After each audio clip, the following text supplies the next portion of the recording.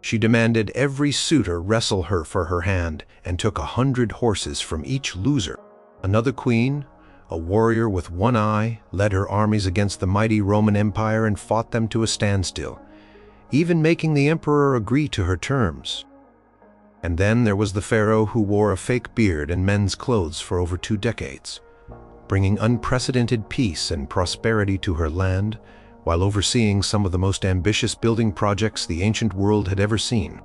These aren't characters from fiction. They were real women who held power that many kings could only dream of. Women whose stories have been all too often whispered instead of shouted from the history books. Get ready to meet some of the most formidable female rulers you've probably never heard of. Number 10. Gudit, the mysterious queen who burned churches and toppled an empire.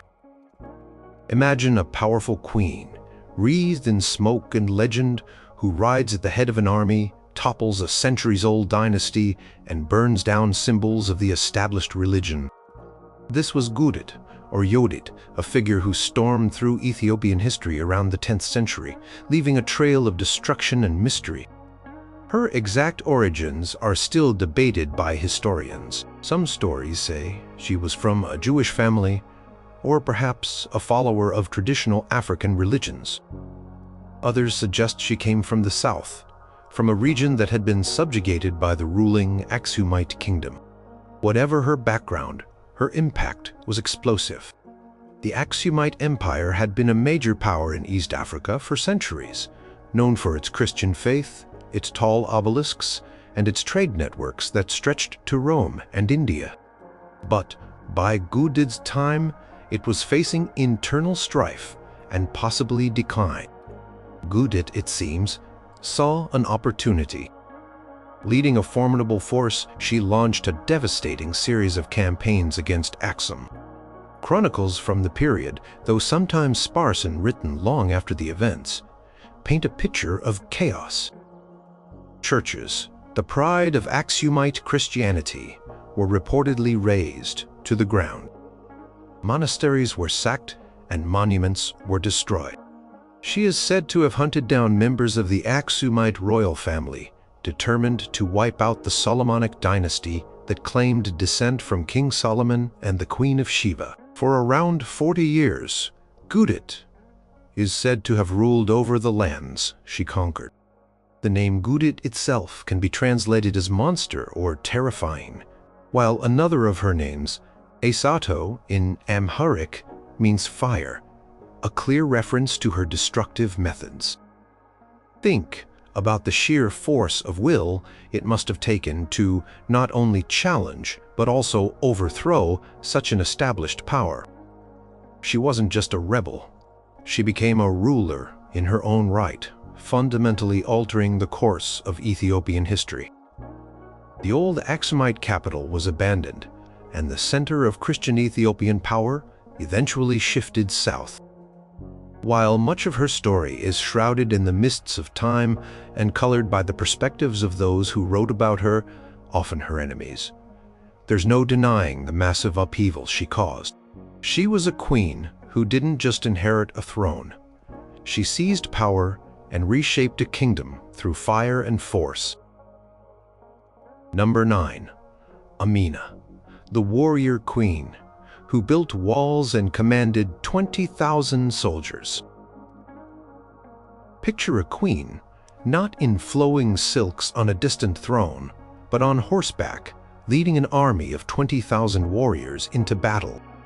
This was Amina, the legendary warrior queen of Zazo, a Hausa city-state in what is now northern Nigeria. She lived sometime around the 16th century, though some traditions place her even earlier. From a young age, Amina was immersed in the world of warfare and politics. Her grandfather was the ruler of Zazo, and she learned military skills alongside her brother, Karama. Even as a teenager, she was known for her bravery and skill with weapons. When her brother became king, Amina became his leading warrior. She wasn't content to stay behind. She was out there on the front lines, honing her skills and earning the respect of the soldiers. When Karama died after a 10-year reign, it was Amina, with her proven military prowess and leadership, who took the throne. And just 3 months after becoming queen, she was off on her first military campaign. This set the tone for her entire rule. For over 3 decades, Amina led her armies, expanding Zazo's territory and influence significantly. She conquered numerous surrounding towns and cities, extending Zazo's reach as far as Nupa and Kano, and even controlled the important north-south Saharan trade routes and the east-west Sudanic routes, bringing great wealth to her kingdom. But Amina wasn't just about conquest. She was also a builder. She is famously credited with constructing the massive earthen walls that surrounded Zazo and other cities she conquered. These Ganawar Amina, or Amina's walls, were defensive fortifications, some of which still stand in remnants today, a testament to her foresight and concern for her people's security. Imagine the resources and organization needed to build such extensive fortifications in that era. Legends also swirl around her personal life. It's said she never married in the traditional sense, fearing it would diminish her power. One popular story, though its truth is hard to verify, claims that she would take a temporary husband in each town she conquered, only to have him executed the next morning, so he could never tell any tales or claim any power through her. Whether this is fact or a later embellishment to enhance her fearsome reputation, it adds to the mystique of a queen who broke all conventions. Amina is remembered as Amina Yarbakwata Sanrana, which means Amina, daughter of Nikatao, a woman as capable as a man. Her legacy is one of incredible military leadership, strategic expansion, and lasting contributions to her kingdom's infrastructure. Number 8. Khutulun, the Mongol princess who no man could beat in a wrestling match. In the vast, windswept plains of 13th century Mongolia lived a princess who was more warrior than debutante. Her name was Khutulun, and she was the great-great-granddaughter of the legendary Genghis Khan. Think about that lineage, a family that had conquered a huge chunk of the known world. Khutulun definitely inherited their fighting spirit. Her father was Kaidu Khan, a cousin of Kublai Khan, and a powerful ruler in his own right, who controlled a significant portion of Central Asia. Kaidu absolutely adored Khutulun, his only daughter among many sons, and she was his constant companion even on military campaigns. Khutulun was no delicate flower. She was described by contemporary writers, including Marco Polo, as being incredibly strong, agile, and skilled in warfare. She could ride into enemy ranks, snatch a captive, and ride away as if it were child's play. But her most famous talent, wrestling. Mongolian wrestling was, and still is, a serious sport, a test of strength and skill. And Khutulun was apparently a champion. Her father even suggested that he might make her his successor, his heir to the Khanate, which tells you how highly he rated her abilities over those of his sons. The stories about her marriage are legendary. Khutulun declared that she would only marry a man who could defeat her in a wrestling match. If he lost, he had to give her 100 horses. If he won, he got her hand. Many princes and warriors, confident in their strength, came to try their luck. They all left without a bride, and Khutulun's herds of horses grew and grew. One particularly wealthy and handsome prince was so sure he would win that he wagered 1,000 horses. According to Marco Polo, her parents begged her to throw the match to let him win because he was such a good catch. But Khutulun wouldn't do it. She met him in the wrestling ring, and after a tough bout, she threw him. He went home defeated, and she added another 1,000 horses to her collection, which eventually numbered around 10,000. Can you imagine the scene? This powerful princess, standing victorious as suitor after suitor failed to best her, Eventually, she did marry, though not by being defeated. Some sources say she chose a companion of her father, or a man who made no attempt to wrestle her, perhaps valuing her for more than just a prize to be won. Khutulun's story is an incredible example of a woman who defied expectations, excelled in traditionally male domains, and lived life on her own terms, a true warrior princess of the Mongol Empire. Number 7. Tamar the Great, the king who ruled a golden age and was sainted. Way up in the Caucasus Mountains in the Kingdom of Georgia, a remarkable ruler took the throne in 1184. Her name was Tamar, and she wasn't just a queen. She was often referred to as Mape, the Georgian word for king, to emphasize her status as a monarch in her own right, not just a king's wife. And great she truly was, presiding over what is considered the golden age of medieval Georgia. Imagine a kingdom flourishing in arts, culture, and military might, all under the leadership of a woman who commanded immense respect. Tamar inherited the throne from her father, George III, who had declared her co-ruler and heir to ensure a smooth succession, a pretty forward-thinking move for the 12th century. However, her early reign wasn't without challenges. Some nobles weren't too keen on being ruled by a young woman and tried to limit her powers. They even forced her into a marriage with a Russ's prince, Yuri Bogolyubsky. But Tamar was no pushover. Yuri turned out to be a difficult and dissolute husband, and Tamar, showing incredible strength of character, divorced him and had him exiled from Georgia.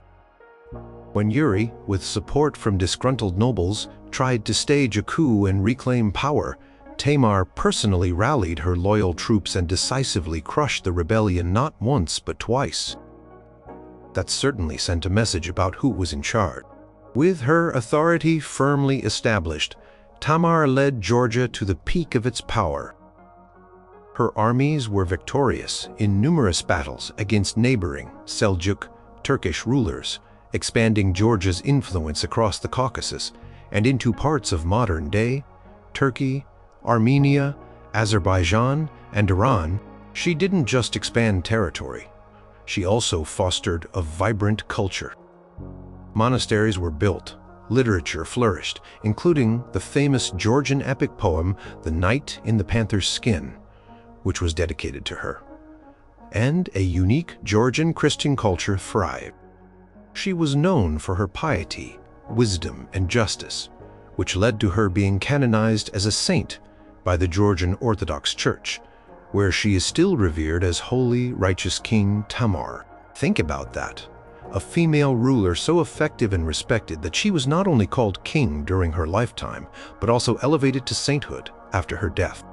Her reign, which lasted nearly 3 decades until her death in 1213, left an indelible mark solidifying Georgia as a powerful and culturally rich Christian kingdom in the region. She wasn't just a queen. She was a nation builder, a military leader, and a cultural icon. Number 6. Zenobia, the rebel queen who carved an empire from Rome's grasp. In the 3rd century AD, the mighty Roman Empire was showing cracks. It was a time of crisis, with emperors rising and falling, and distant provinces feeling neglected. Into this chaotic world stepped Zenobia, the queen of Palmyra, a wealthy oasis city in the Syrian desert. And she didn't just step, she strode, carving out a massive empire for herself and challenging Rome head-on. Imagine a learned, ambitious queen in a relatively small client state deciding to take on the world superpower that was Zenobia. Zenobia became the effective ruler of Palmyra after the assassination of her husband, Odaenathus, and her stepson in 267 AD. She ruled as regent for her young son Vabalathus, but there was no doubt who truly held the reins of power. Palmyra had grown rich, as a crossroads for trade between the Roman Empire and Persia. Zenobia wasn't content with just managing trade routes. she had grander ambitions. She claimed descent from Cleopatra and the Seleucid kings, and she was known for her intelligence, beauty, and tolerance. She spoke multiple languages, including Palmyrene, Aramaic, Greek, and Egyptian, and was familiar with Latin. Her court was a center of learning, attracting scholars and philosophers. But it was her military and political moves that shook the Roman world. Taking advantage of Roman preoccupation with internal strife and threats from Germanic tribes, Zenobia launched a series of audacious campaigns. Her armies, often led by her capable general Zabdas, conquered vast territories. First, they swept through Roman Arabia and Judea. Then in 270 AD, she did the unthinkable. She invaded and annexed Egypt, one of Rome's most vital provinces, its breadbasket. Her Palmyrene Empire now stretched from modern-day Turkey down to Egypt, controlling a huge swathe of the eastern Mediterranean. For a brief, shining moment, Zenobia ruled an empire that rivaled Rome in the east.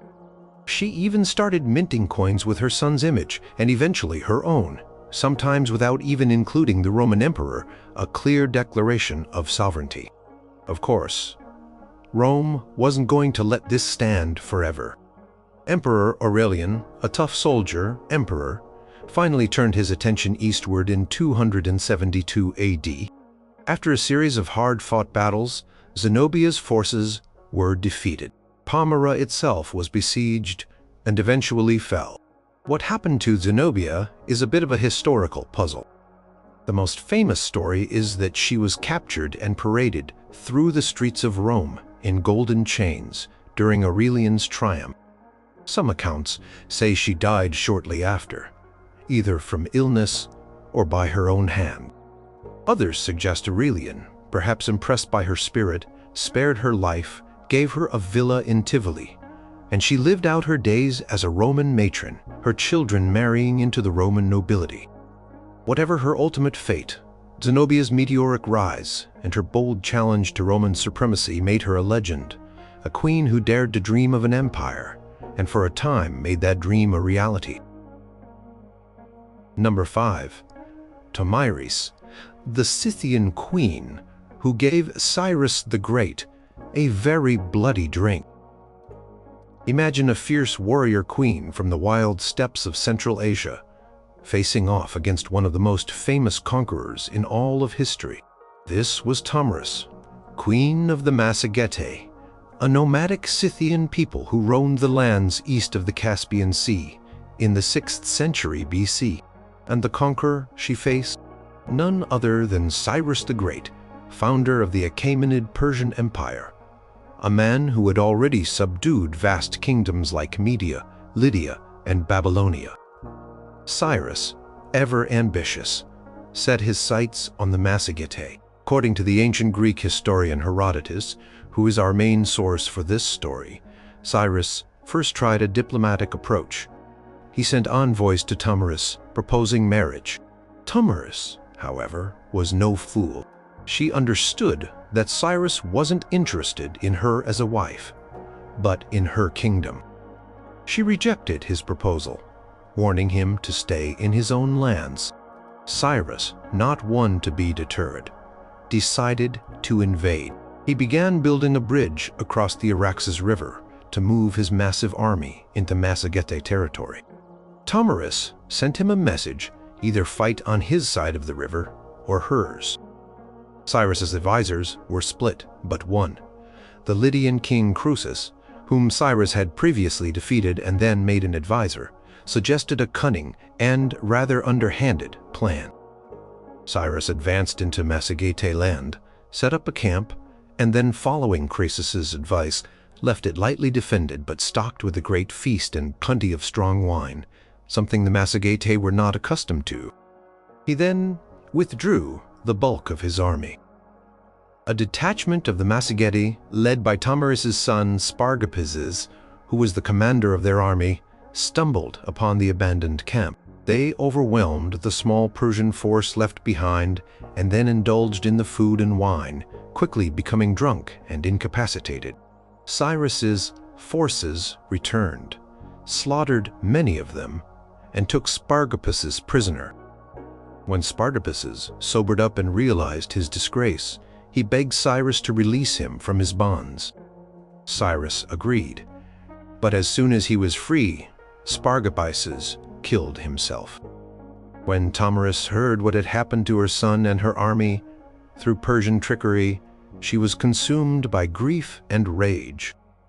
She sent Cyrus a furious message, vowing that, as much as he loved blood, she would give him his fill of it. She then gathered all her remaining forces and engaged Cyrus's army in what Herodotus described as the fiercest battle fought between non-Greeks that he knew of. The Massagetae, fighting with incredible ferocity to avenge their queen's son and their fallen comrades, eventually overwhelmed the Persians. Cyrus the Great, the mighty conqueror, was killed in the battle.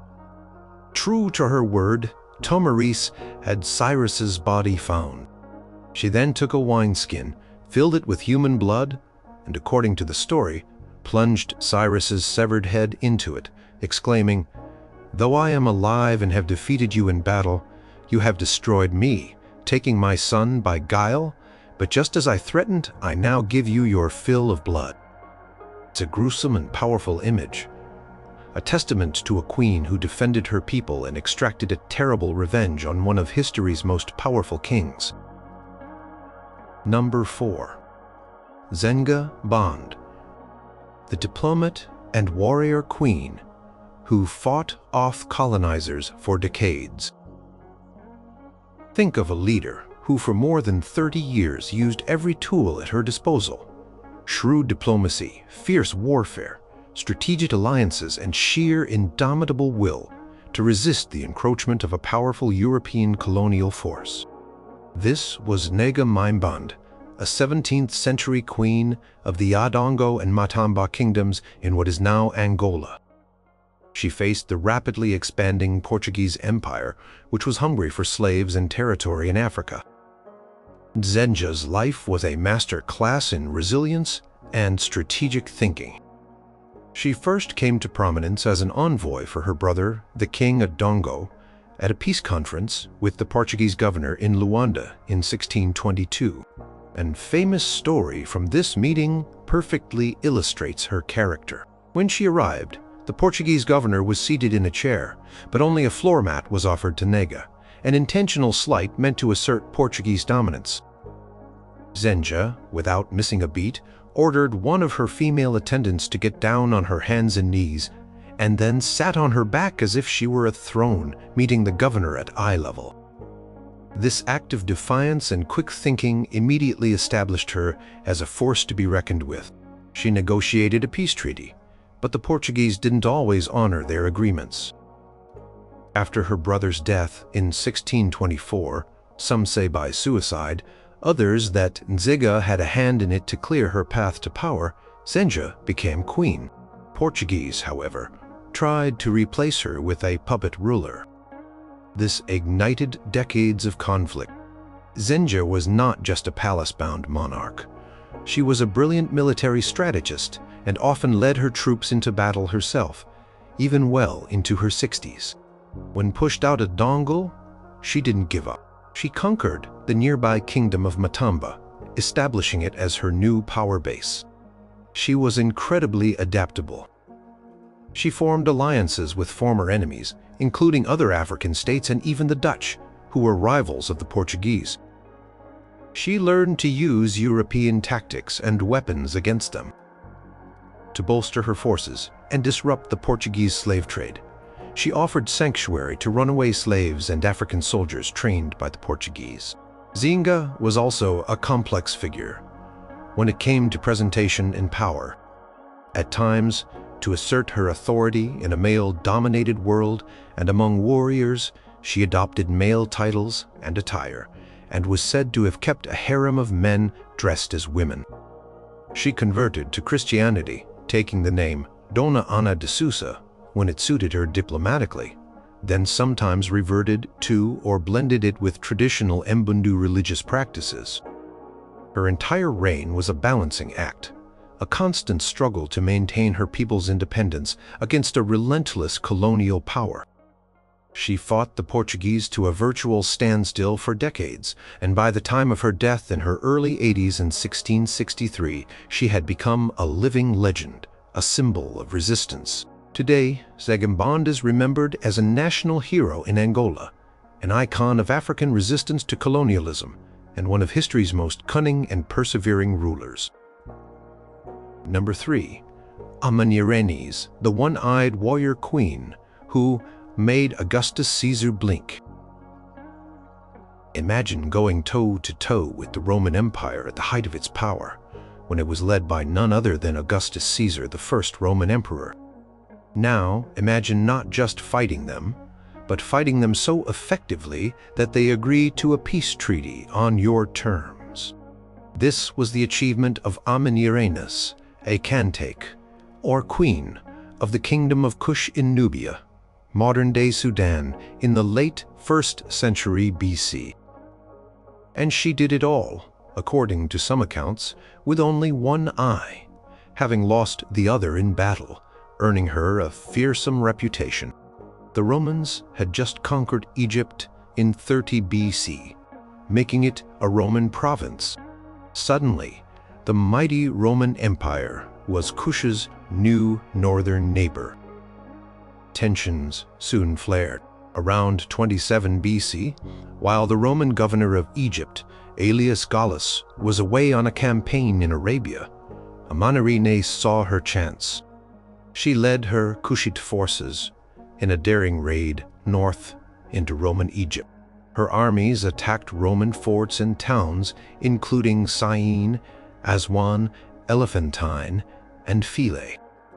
They were incredibly successful, overwhelming Roman garrisons and pushing deep into Roman territory. And they didn't just loot. They made a powerful symbolic statement. They toppled statues of Emperor Augustus, and famously, the Kushites carried the bronze head of one of these statues all the way back to their capital, Meroe. There, it was buried beneath the steps of a temple dedicated to a Kushite victory god. Imagine the audacity. Every time someone entered the temple, they would be symbolically treading on the head of the Roman emperor. This head, known as the Meroe head of Augustus, was rediscovered by archaeologists in 1910 and is now in the British Museum. The Romans, of course, retaliated. A new Roman prefect, Petronius, marched south with a large force, pushed the Kushites back, and even sacked the Kushite city of Napata. But Amina and her people were far from defeated. Kushites were fighting on their home turf, and they continued to resist fiercely. Conflict dragged on for several years with battles and negotiations. Amina, despite probably suffering serious injuries, including the loss of an eye, which earned her the moniker, the one-eyed Kandake, though Strabo, the Roman historian who records this, calls her Candace and describes her as masculine, never gave up. Finally, around 21 or 20 BC, a peace treaty was negotiated. And here's the really amazing part. The terms were surprisingly favorable to Kush. The Romans agreed to withdraw from a contested border area, the Dodekeshkonos. They also, crucially, exempted Kush from paying any tribute to Rome. This was a huge diplomatic victory. Most kingdoms defeated or even just brushed by Roman military might ended up as client states paying hefty sums. Amina had fought the Romans hard enough that Augustus, a pragmatic ruler, likely decided that continued war in that difficult southern territory wasn't worth the cost in men and resources. So this one-eyed warrior queen, ruling a kingdom in what many Romans probably considered a remote part of the world, had faced down the emperor of Rome and secured peace and sovereignty for her people. That's power. Number 2. Hatshepsut, the pharaoh who dressed like a man and built an empire of peace. Imagine ancient Egypt, land of pyramids and sphinxes. Now picture a pharaoh, the supreme ruler, God king on earth. For over 2 decades, in the 15th century BC, that pharaoh was a woman named Hatshepsut. And she wasn't just any pharaoh. She was one of the most successful and prolific builders in Egyptian history, overseeing a period of great peace and prosperity. But to rule effectively in a deeply patriarchal society, she made a remarkable choice. She was often depicted in statues and reliefs with male clothing, a king's kilt, and even the traditional false beard of a pharaoh. Hatshepsut's journey to the throne was unconventional. She was the daughter of Pharaoh Thutmose I and his chief wife. She married her half-brother, Thutmose II, as was common for Egyptian royalty. When Thutmose II died young, his heir was a very young son, Thutmose III, born to a lesser wife, Hatshepsut. As the young king's aunt and stepmother, initially became his regent, ruling in his name. This was a fairly standard role for a queen dowager, but Hatshepsut had bigger plans. Within a few years, she did something unprecedented. She declared herself Pharaoh Khutulun, ruling with her young stepson, though she was clearly the dominant power. To legitimize this bold move, she claimed divine birth, asserting that the god Amun-Ra was her true father, and that an oracle had proclaimed her ruler. As Pharaoh, Hatshepsut didn't focus on military conquest, although there were some minor campaigns. Her reign was primarily characterized by peace, economic prosperity, and extraordinary building projects. She commissioned hundreds of constructions throughout Egypt. Her most famous achievement is her magnificent mortuary temple at Deir el-Bahri, a stunning terraced structure built into a cliff face on the west bank of the Nile at Thebes. It's considered an architectural masterpiece. She also erected massive obelisks at the Temple of Karnak, some of the tallest ever made. These monuments weren't just for show. They provided employment and projected the power and stability of her rule. One of the highlights of her reign was a famous trading expedition to the distant land of Punt, likely located somewhere on the coast of East Africa or Arabia. Reliefs in her temple at Deir el-Bahri vividly depict the journey. Egyptian ships laden with goods sailing south and returning with precious cargo like incense, especially myrrh, vital for religious rituals, ebony, ivory, gold, exotic animals, and even live incense trees, which were then planted in Egypt. This expedition was a huge success, boosting Egypt's economy and prestige. Throughout her more than 20 years on the throne, Hatshepsut proved to be an incredibly effective ruler. She maintained stability, enriched her country, and left behind a legacy of breathtaking monuments. After her death, her stepson, Thutmose III, who then ruled alone and became a great military pharaoh himself, began a campaign to erase Hatshepsut's memory. Her statues were torn down, her name and image chiseled off monuments. For centuries, her remarkable reign was largely forgotten. It was only in the 19th and 20th centuries that archaeologists began to uncover the full extent of her story, revealing the pharaoh who dared to rule as a king and brought a golden age to Egypt. Number 1. Wu Zetian, the concubine who became China's only female emperor. Imagine starting life as a young girl in the emperor's vast palace, one among thousands of concubines. Now imagine, through sheer intelligence, ruthlessness, and political skill, rising through the ranks to not only become empress consort, but eventually to declare yourself emperor, or more accurately, Empress Regnant Huangdi, the only woman in China's thousands of years of history to ever hold that supreme title and found her own dynasty. This was the incredible, almost unbelievable story of Wu Zetian, who dominated Chinese politics in the 7th century AD. Wu Zetian entered the palace of Emperor Taizong of the Tang dynasty as a junior concubine, when she was just a teenager, around 14 years old. She wasn't his favorite, but she was smart and learned quickly about the intricate and often dangerous politics of the imperial court. When Emperor Taizong died, Wu, like other childless concubines, was sent to a Buddhist convent. This could have been the end of her story.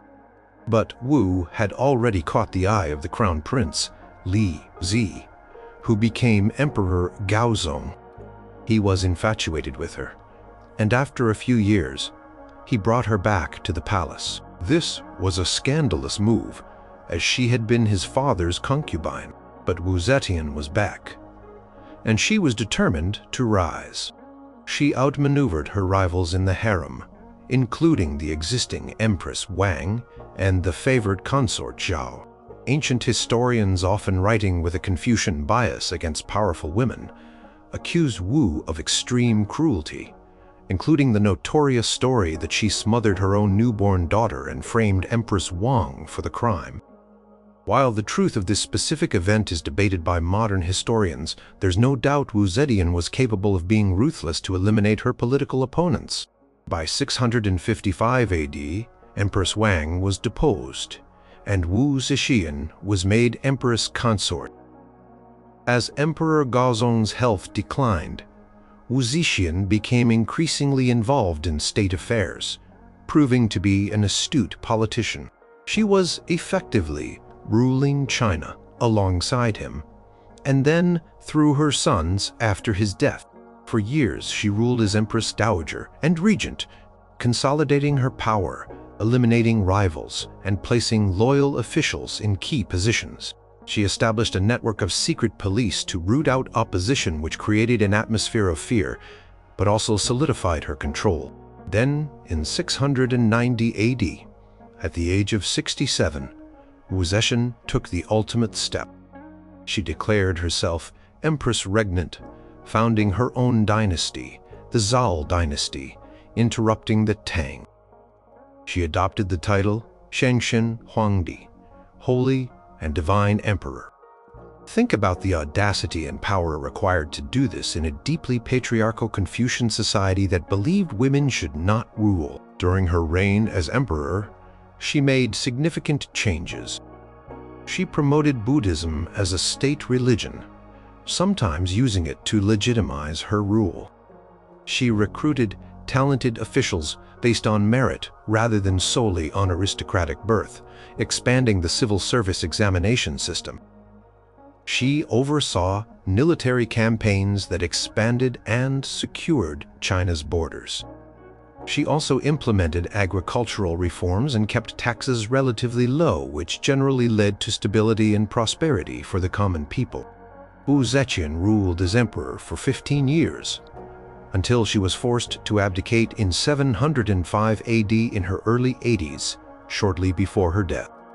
The Tang dynasty was restored by her son. Traditional Chinese historians, writing from a Confucian perspective, often condemned her as a usurper, a tyrant, and a cruel manipulator who violated all proper order. However, even they couldn't deny her political acumen and the relative stability and prosperity China enjoyed under her long period of effective rule. Wu Zetian's story is one of extraordinary ambition, political genius, and breaking the ultimate glass ceiling in one of the world's most powerful empires. From a minor concubine to the only woman to ever sit on China's dragon throne as its sovereign ruler, her life was truly more incredible than fiction.